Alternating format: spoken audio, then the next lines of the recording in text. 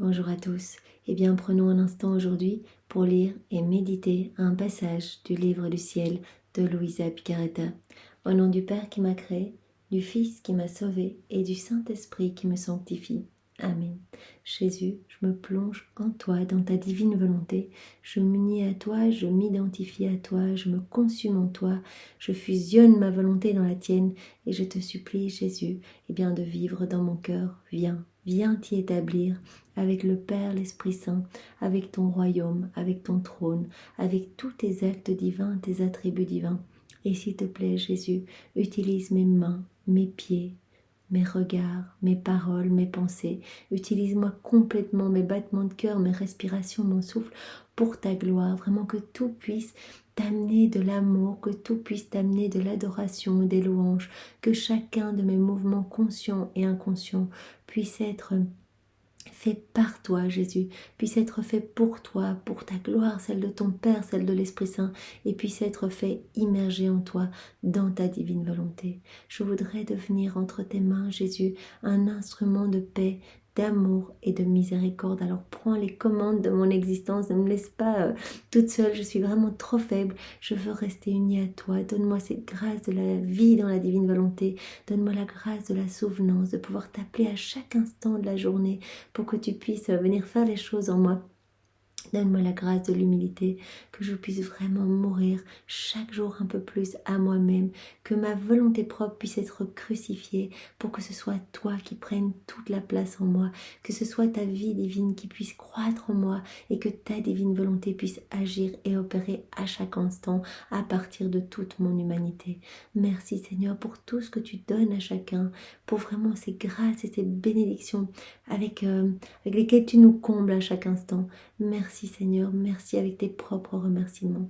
Sois loué, béni et glorifié dans ta divine volonté. Parle maintenant à travers ma bouche, Jésus, pour la méditation de ce passage. Viens toi-même méditer en chacun de nous, que vraiment nous soyons tous remplis de ta sagesse et de ton intelligence et que nous puissions eh bien, comprendre ce que tu essayes de nous enseigner. Parce que tu ne fais pas que nous enseigner. Tu l'as dit à Louisa, à chaque fois que je vous parle de quelque chose, je vous le donne en même temps, pour autant que votre cœur est disposé à le recevoir. Vous imaginez, il nous parle de la pureté, hop, on reçoit la pureté si notre cœur est bien disposé. Il nous parle de l'obéissance, il nous donne cette obéissance. Il nous parle eh bien, de toute cette vie dans la divine volonté, il nous la donne. Donc au plus nous allons lire, au plus nous allons être transformés, au plus nous allons ressembler à Jésus, au plus nous allons nous rapprocher de lui, au plus nous allons grandir en sainteté. Alors Seigneur, vraiment, nous sommes là. Et nos cœurs sont tout ouverts pour recevoir ce que tu veux y mettre. Merci Seigneur. Envoie maintenant ton Esprit Saint sur chacun de nous, que ce moment fait par toi, médité par toi, puisse vraiment porter du fruit pour ta joie et ta gloire, Seigneur. Alors le passage que nous allons méditer est celui du 1er novembre 1925, toujours dans le volume 18. C'est Louisa qui parle. Privée de mon doux Jésus, je vivais des jours très amers. La pensée de ne plus jamais le revoir hantait cruellement mon cœur. Ah Jésus, tu me plonges dans un véritable enfer. Mes peines surpassent même celles de l'enfer, étant donné que n'ayant pas en eux la semence de l'amour, les damnés te fuient. Ils n'aspirent pas à t'embrasser, puisque leur souffrance serait aggravée par ta présence. Donc elle dit c'est encore pire que les souffrances des damnés, parce que eux ils n'ont pas dans leur cœur la semence de l'amour, donc en fait eux ils te fuient, ils ne veulent pas voir la lumière, tandis que moi j'aspire à te voir. Donc vraiment c'est ce manque est affreux et me tue littéralement. Quand on hait l'amour, on ne recherche pas la présence de la personne que l'on hait. Ainsi, pour les damnés, la privation de toi est beaucoup plus tolérable que pour moi. Mais pour moi, malheureuse que je suis, c'est tout le contraire. Je t'aime, Jésus, je sens la semence de l'amour jusque dans mes os, dans mes airs, dans mes nerfs, dans mon sang. Ayant vécu ensemble pendant plus de 40 ans, ne te souviens-tu pas d'avoir rempli tout mon être de ta présence ? Elle est remplie à ras-bord de divin, Louisa, elle est au 4e niveau de vie dans la divine volonté. Donc vraiment, elle est remplie de Dieu. Donc vraiment, l'absence de la présence physique de Jésus vraiment est une torture pour elle. Privée de toi, je me sens comme vidée de tout, de mes os, de mes nerfs, de mon sang. Tout soupire après toi. Et moi, il y a un gémissement continuel qui me torture. Tout mon être veut retrouver celui qui le comblait. Ne vois-tu pas les cruels déchirements dont ma pauvre existence est accablée? Ah, en enfer, il n'y a pas de ces peines atroces, de ces cruels déchirements, de cette absence d'un Dieu possédé et aimé. Ah, Jésus, parce que les âmes en enfer, voilà, elles n'ont pas possédé Jésus, donc elles n'ont pas cette semence de l'amour. Et elles rejettent l'amour, elles rejettent la lumière. Donc il n'y a pas ce manque atroce. Ah, Jésus, reviens vers celle qui t'aime, reviens vers la plus malheureuse des malheureuses, vers celle qui est malheureuse seulement pour toi, seulement à cause de toi. Les âmes du purgatoire sont également dans ce manque, dans cette nostalgie de Dieu, puisque à la mort, voilà, elles ont vu l'amour de Dieu et elles ont dit oui à cet amour. Donc elles ont été directement nettoyées de leurs péchés, mais elles ont encore les conséquences de leurs actes, donc de leurs péchés à expier, donc dans ces flammes purificatrices. Et donc en fait, elles l'ont dit lorsque nous avons fait tous ensemble le mois avec les âmes du purgatoire, avec Maria Sima. Eh bien, nous avions vu combien ces âmes souffraient beaucoup plus de l'absence de Dieu que des peines de ces flammes vraiment brûlantes et ardentes, cela doit vraiment être une souffrance atroce, ces flammes, mais elles ont dit, on souffre beaucoup plus de la nostalgie de Dieu, et aussi du regret de ne pas avoir utilisé notre vie ici-bas, la vie sur la terre pour aimer notre Seigneur. On avait tout le temps sur la terre pour vraiment gagner des mérites, pour louer, bénir, adorer, et on ne l'a pas fait. Et tout ce temps perdu est vraiment comme une torture, une culpabilité pour ces âmes. Donc vraiment, Louisa, elle ressent cette peine du manque atroce que doivent ressentir les âmes du purgatoire. Donc vraiment, aujourd'hui, nous pouvons prier pour ces âmes et nous pouvons les plonger toutes, surtout les plus oubliées, eh bien, dans l'acte unique et éternel d'amour, dans ce grand bain de lumière, ce grand bain de la présence de Dieu, de son humanité, de sa divinité, de sa volonté, de ses mérites, et que toutes ces âmes puissent être vraiment rafraîchies dans cette union avec Dieu. Voilà. Ah Jésus, reviens vers celle qui t'aime, reviens vers la plus malheureuse des malheureuses, vers celle qui est malheureuse seulement pour toi, seulement à cause de toi.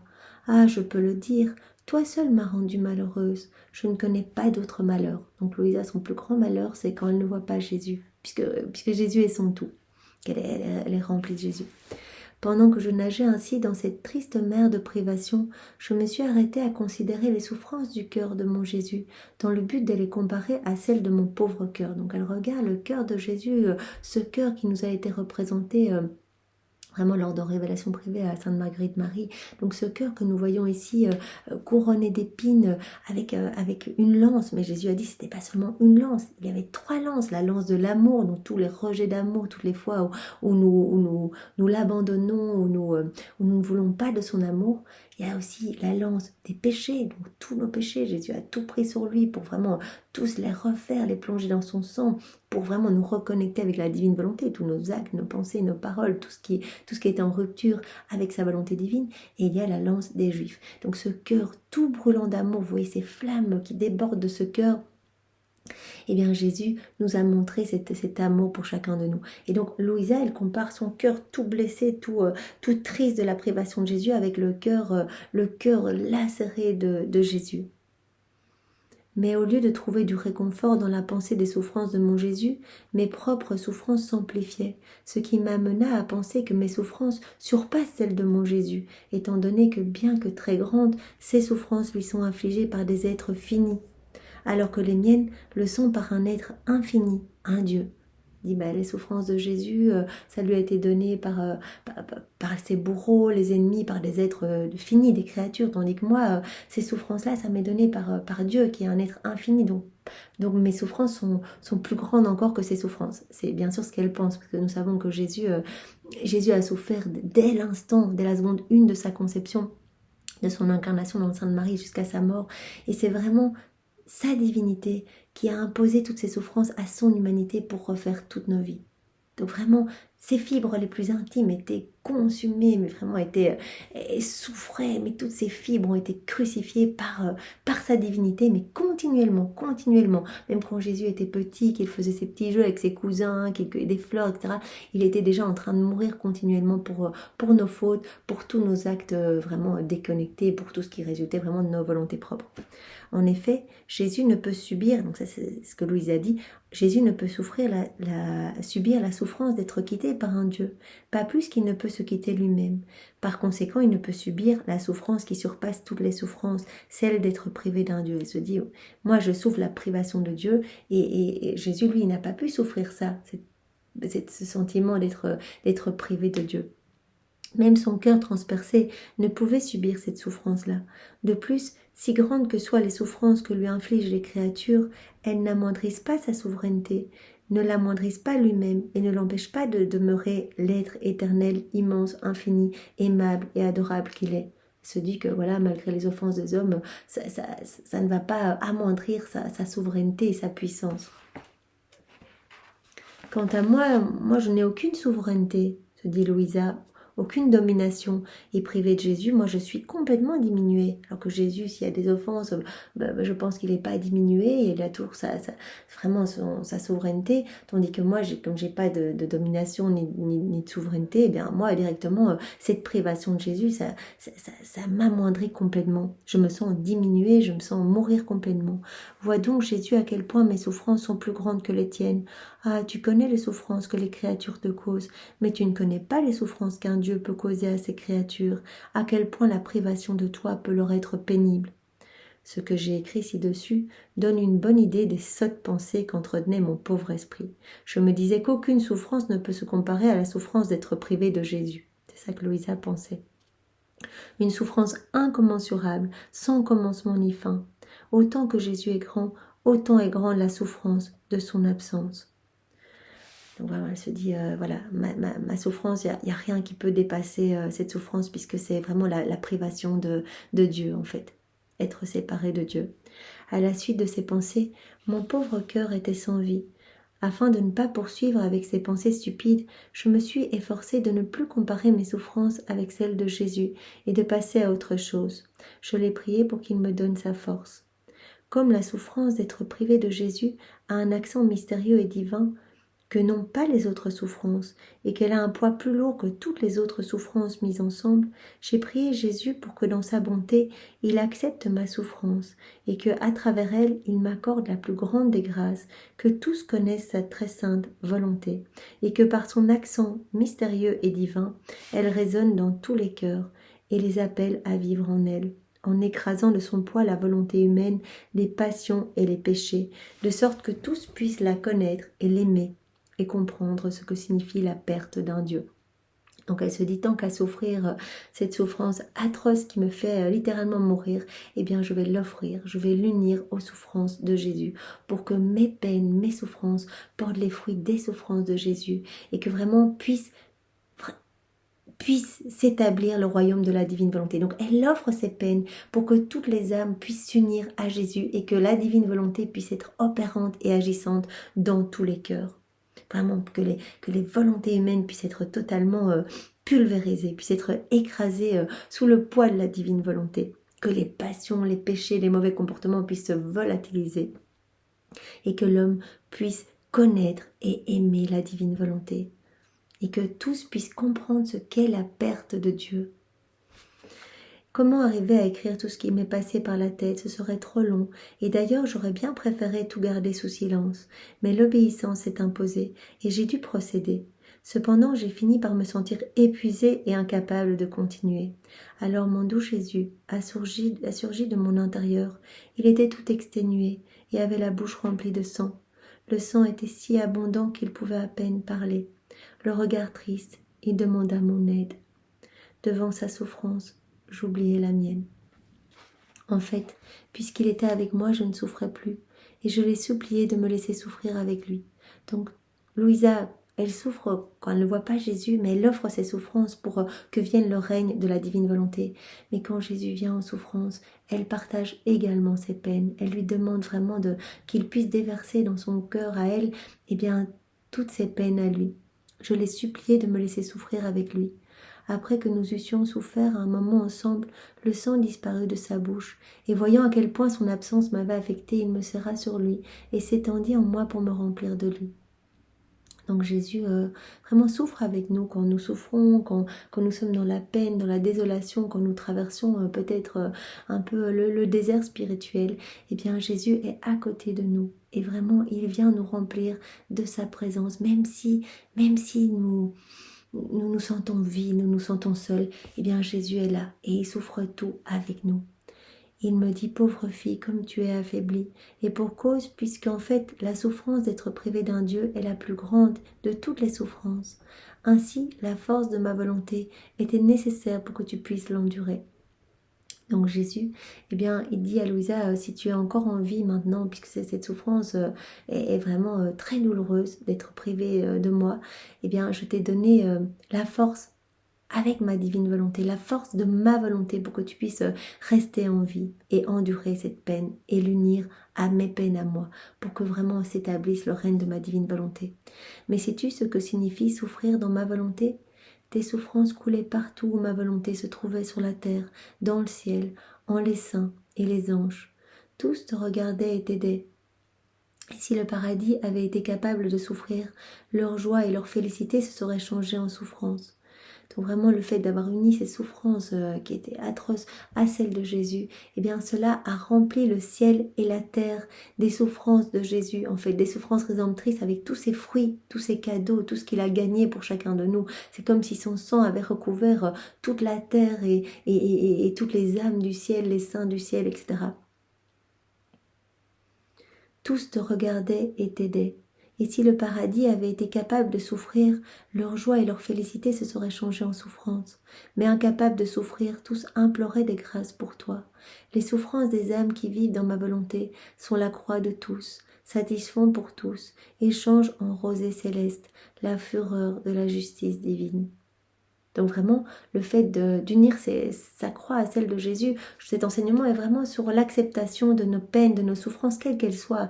Nous n'avons pas des souffrances comme Louisa, mais nous avons nos petites croix du quotidien. Et le simple fait de les unir à Jésus dans sa divine volonté, de lui offrir, de lui demander de les vivre en nous, eh bien cela recouvre l'humanité entière, toutes les générations, le ciel et la terre, de son sang précieux et des fruits de ses souffrances rédemptrices.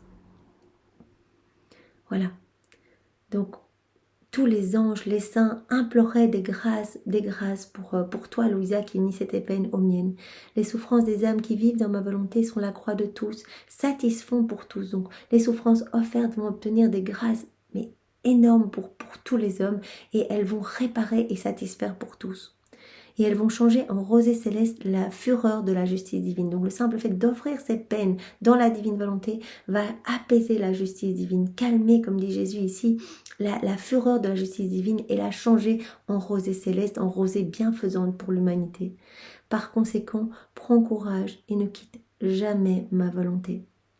Donc Jésus ne parle pas ici de ses souffrances, mais il parle de l'importance d'unir nos souffrances, nos petites croix, quelles qu'elles soient. Ça n'a rien de comparer nos souffrances à celles de Jésus. Il faut juste les offrir, les unir, pour qu'il puisse y avoir vraiment des répercussions magnifiques dans tous les cœurs.